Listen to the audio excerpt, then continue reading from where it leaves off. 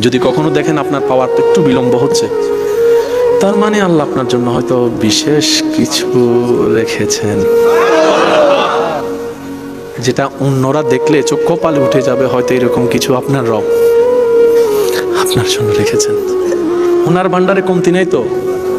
যদি আমাদের রবের ভান্ডারে কমতি থাকতো, শর্ট থাকতো, তাইলে না পাওয়া না পাওয়ার একটা টেনশন আমাদের হতো। তিনি তো গানি, তিনি তো খালিক, তিনি তো মালিক, তিনি তো রাজ্জাক, তিনি তো গাফফার, তিনি তো করিম। ওনার ভান্ডারে তো কোনো কমতি নাই। ইন্নাল্লাহ আলা কুল্লি শাইইন কাদির।